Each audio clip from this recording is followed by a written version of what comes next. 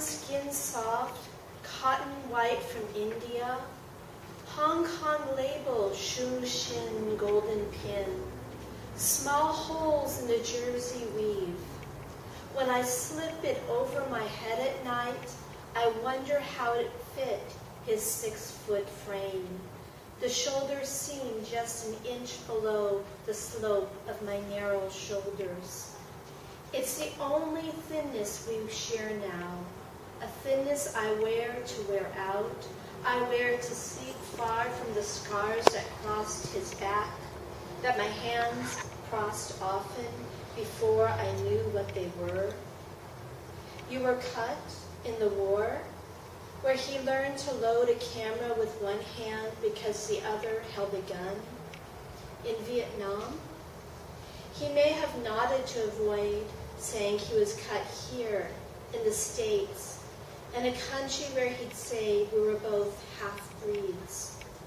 But it wasn't quite the same with my half-life of crime elsewhere, but his here.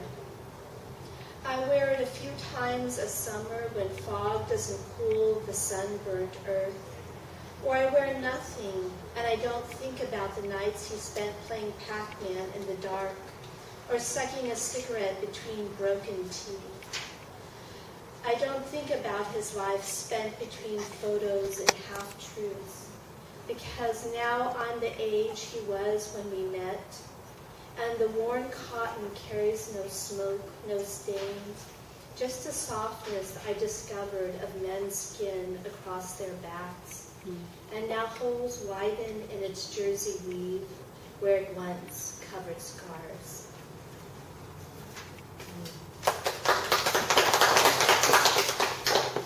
And here's the poem. It's the title poem of this chapbook. Just because I like the title.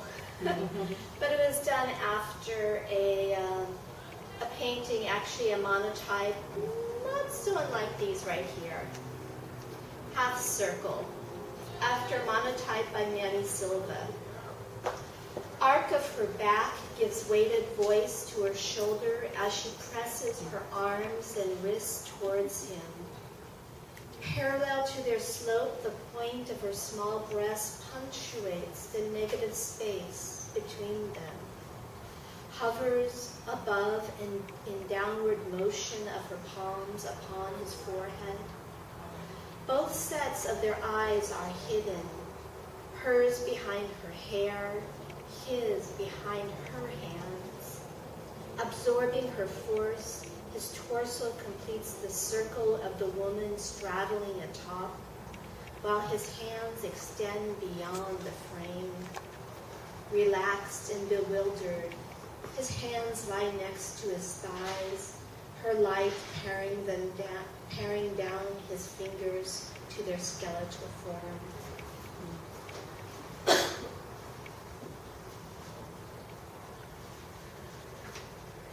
I've worked for a good 10 years as an art model. I see my skin as my working clothes. And it's been a very interesting 10 years. I always tell my students that they get scared of presenting their artwork or their poetry in front of people, to go be an art model.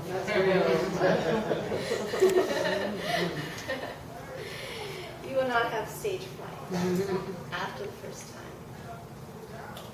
Beeline. However I turn, artists say the lines are there, a slight twist and rapture. I face hips to one corner and shoulders to another, but this time my head drops and a few loose hair strands curtain my face. When everybody settles into their drawings, my eyes half close. I hear only the scratch of charcoal. A low thrum of bees working a hive, my body's lines, the distance core of the bees' dance. This body, its waxen center, is so hardened against the spotlight's heat that it can burn without first melting into itself. Bees dance their hands, layers of dusty black lines, as if to fool others that they can fly right into my form. The pose settles into muscles as my lowered neck breaks the central line. Sweat drops catch hair strands. Each bee is absorbed in its dream of wax and pollen. I close my eyes, return to what they can never see. The night before, when my grandmother returned, with a white hand glove she grasped my left arm.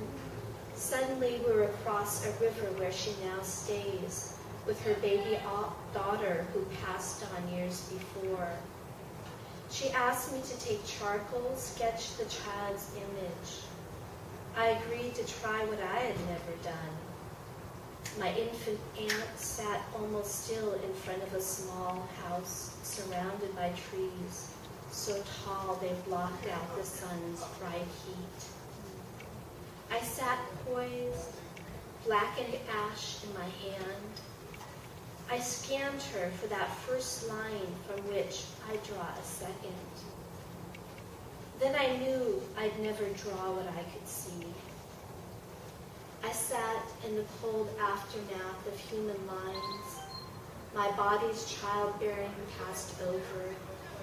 The small child rose, ran laughing. In this dream, as from the model stand, my neck rises in a stream of as a stream of bees bursts from my middle.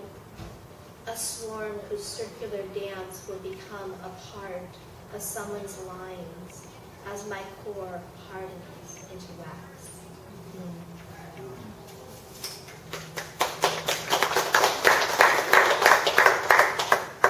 And a few short ones, one that's very old and one that's very new. This one, a panther. This is a panther. A panther who eats in a restaurant. Oh, to be swiped by her paw, whose claws never show. A padded velvet push.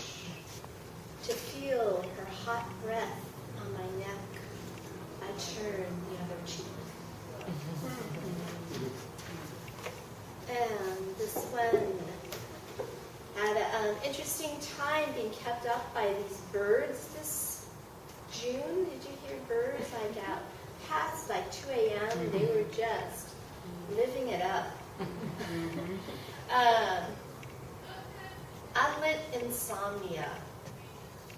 Strange as I am to this new heat, birds warble outside the window of my unlit insomnia. Their adrenaline joy courses along daylight, a hemisphere away. They mate past midnight on a planet whose atmosphere wanes as its body heat waxes. Birds warble through my unlit insomnia as I'm seared into clay, then sleep a dust-filled song of tomorrow.